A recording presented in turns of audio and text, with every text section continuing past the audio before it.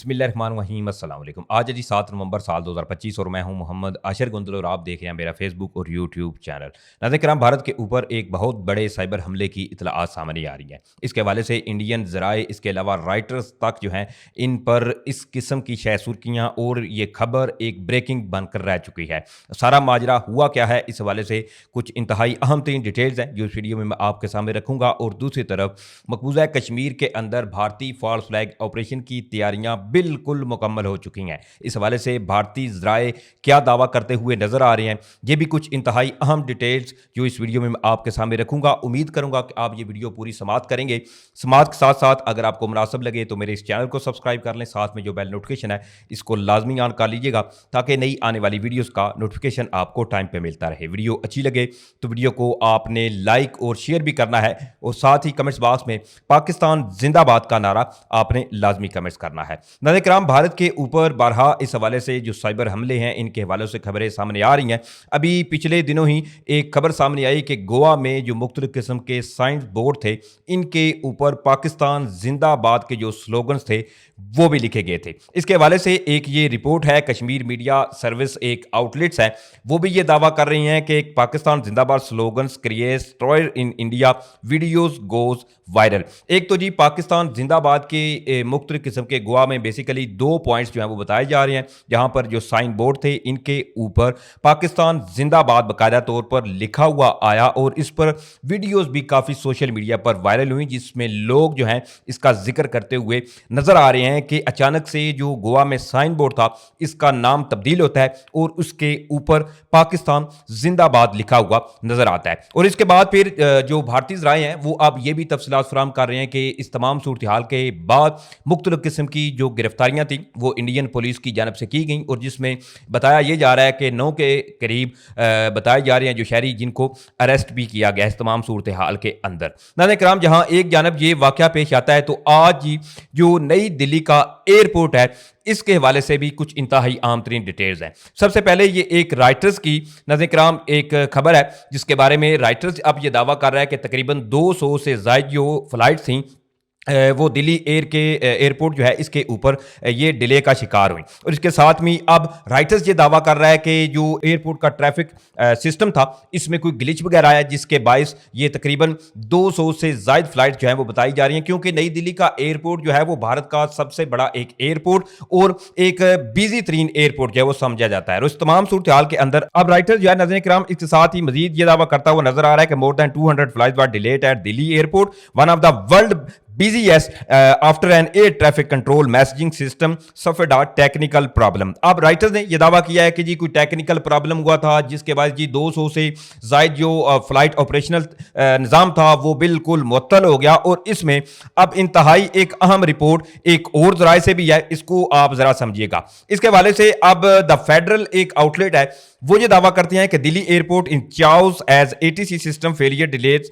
500 flight. अब ये outlet जो है ये दावा कर रहा है कि तकरीबन 500 के करीब जो फ्लाइट थी वो इससे मुतासर हुई हैं और दिल्ली एयरपोर्ट के ऊपर अफरा तफरी का समा पाया जा रहा है। इसके साथ ही इंडिया टुडे जो है इसने भी इस हवाले से ये रिपोर्ट किया कि दिल्ली एयरपोर्ट चाउस यानी कि दिल्ली एयरपोर्ट के ऊपर अफरा तफरी का बिल्कुल समा है। लोग जो है वो काफी परेशान है क्योंकि ऐसा एक्सपेक्ट नहीं किया जा रहा था। और दूसरी तरफ भारत का ये बिजीएस्ट अगर कहें कि ये एयरपोर्ट है और भारत का सबसे बड़ा एयरपोर्ट है जहां पर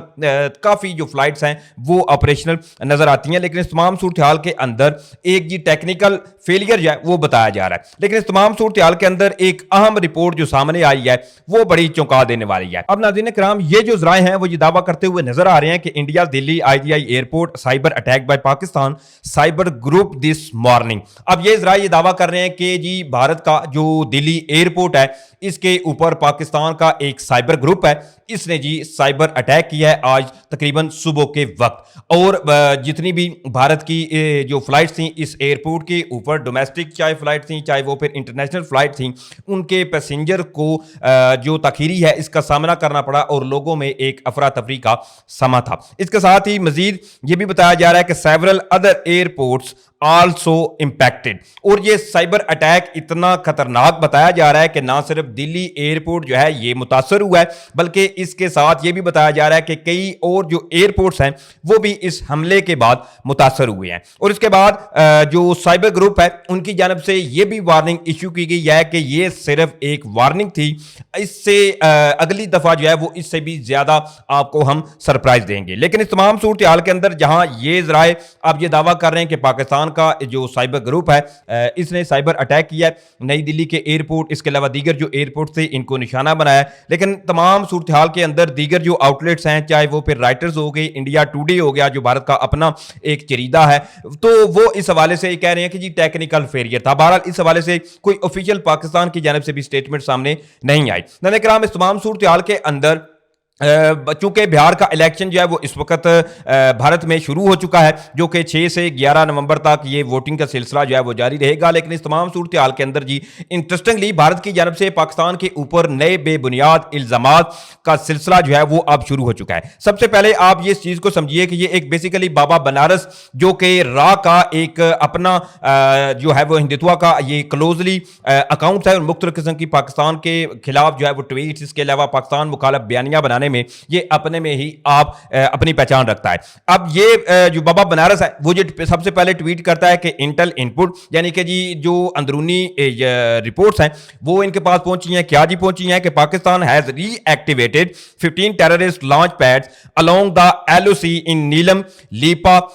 چکوٹی, بگسار, دیوا, بھمبر, بتل اینڈ گوئی سیکٹر. اب بھارت کی جانب سے جی یہ ایک بے بنیاد اور من گھڑت ایک بار پھر سے الزام عائد کیا جا رہا ہے کہ جی پاکستان کے جو قریب جو لائن آف کنٹرول کے قریب علاقے ہیں پاکستان والی سائڈ پہ جی وہاں مختلف قسم کے جو دہشت گرد ہیں ان کے کیمپس دوبارہ ری ایکٹیویٹ ہو گئے ہیں اور اس میں انہوں نے مختلف قسم کے جو علاقے ہیں ان کی بھی نشاندہی کی ہے. اس کے ساتھ ہی یہ بھی اس اکاؤنٹ نے یہ دعویٰ کیا ہے کہ which was destroyed during Operation Sindoor, large number of terrorists waiting to infiltrate Indian Army on a high alert. یعنی کہ پورا ایک فالس فلیگ آپریشن والا جو ماحول ہے وہ بالکل تیار کیا جا چکا ہے کہ یعنی جی پاکستان میں جی مختلف قسم کے جو ٹیررسٹ کے لانچ پیڈ ہے وہ ایکٹیو ہو چکی ہیں اور انڈین آرمی جو ہے وہ ہائی الرٹ پہ ہے. صرف یہ بابا بنارس کا اکاؤنٹ ہی نہیں بلکہ ایک راہ کا اپنا جو قریبی سمجھا جانے والا آؤٹ لیٹس ہے ان کی آپ ذرا یہ رپورٹ چیک کریے. اس کے بارے میں وہ یہ دعویٰ کرتے ہیں کہ جی 6 months آفٹر آپریشن سندور یعنی کہ 6 مہینے آپریشن سندور کے بعد لشکر and Jaish new Jammu and Kashmir attack plan یعنی کہ جی آپریشن سندور کے 6 مہینے گزرنے کے بعد جو لشکر ہے اس کے علاوہ جیش محمد ہے جی انہوں نے جی جموں کشمیر میں بھارتی فوج کے اوپر نئے جو حملے ہیں ان کا پلان سامنے آ رہا ہے. اب یہ ذرائع یہ دعویٰ کر رہے ہیں کہ جی بھارت کو کوئی ایسی خفیہ اطلاعات موصول ہوئی ہیں. ساتھ ہی انہوں نے یہ بھی کہا ہے کہ مختلف قسم کی جو جی ایکٹیویٹیز ہیں وہ رپورٹ کی جا رہی ہیں. دیکھیں اس تمام صورتحال کے اندر آلریڈی پاکستان بارہا اس حوالے سے بھارت کو کھلم کھلا جو ہے وہ چیلنج بھی کر چکا ہے, دعوت بھی دے چکا ہے کہ آپ آئیں, آپ چاہیں تو انٹرنیشنل میڈیا کو ساتھ لے کر جہاں چاہیں آپ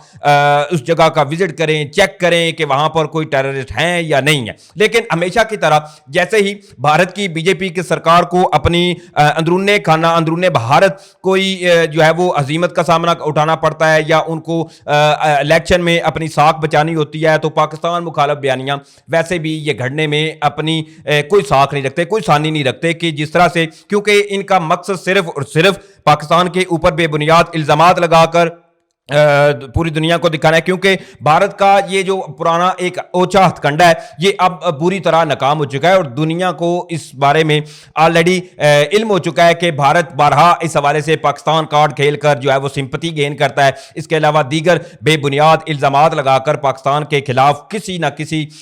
محاذ کھولنے کے موڈ میں ہوتا ہے. تو اس تمام صورتحال کے اندر یہ جو ایک نیا فالس فلیگ آپریشن والا جی ماحول بنایا جا رہا ہے, اب اس صورتحال کے اندر یہ خطرات جو ہے وہ مزید تقویت پکڑ چکے ہیں کہ بھارت میں جی جموں کشمیر کے اندر ہو سکتا ہے یا کہیں پر بھی ایک ایسا انسیڈنٹ ہوگا جس میں چاہے تو پھر جس طرح سے پہلگام واقعے میں جو عام شہری تھے ان کے اوپر حملہ ہوا اور اس سے پہلے اگر چلا جائیں تو بھارتی فوجی کا جو کنوائے تھا اس کے اوپر حملہ ہوا تھا اور ایسا کچھ same as it is incident کروا کر پھر جی اپنی پھر تمام جو توپیں ہیں ان کا رخ جی پاکستان کی طرف کیا جائے گا اور مورد الزام پاکستان کو ٹھہرا کر اپنی قوم جو ہے ان کو پھر سے ایک نیا لالی پاپ یا نیا ایک چورن فوراً بیچنے کی BJP کی حکومت کی جانب سے ایک نئی کوشش کی جائے گی۔ بہرحال یہ تمام تفصیلات تھیں جو میں نے آپ کے سامنے رکھی کہ کس طرح سے بھارت جو ہے وہ مختلف قسم کے اوچھے ہتھ کنڈے آزماتا ہوا نظر آ رہا ہے، اور اس تمام صورتحال کے اندر جو دلی ایئرپورٹ پر واقعہ ہوا ہے یہ بھی ایک بڑا چونکا دینے والا واقعہ ہے، لیکن اس واقعے کو بھارت کی جانب سے بھرپور کوشش کی جائے گی کہ دبایا جائے، سامنے نہ لایا جائے۔ بہرحال یہ تمام تفصیلات تھی جو میں نے آپ کے سامنے رکھی۔ امید کروں گا کہ آپ لوگوں کو ویڈیو اچھی لگی ہوگی۔ اگر ویڈیو اچھی لگی ہے تو بھائی کے چینل کو سپورٹ کرنے کے لیے چینل کو سبسکرائب کریں، ساتھ میں جو بیل نوٹیفکیشن ہے اس کو لازمی آن کر لیجیے گا تاکہ نئی آنے والی ویڈیوز کا نوٹیفکیشن آپ کو ٹائم پہ ملتا رہے۔ ویڈیو اچھی لگے تو ویڈیو کو لائک شیئر کرنا مت بھولیے گا۔ مجھے اجازت دیں، انشاءاللہ پھر ملیں گے۔ پاکستان زندہ باد۔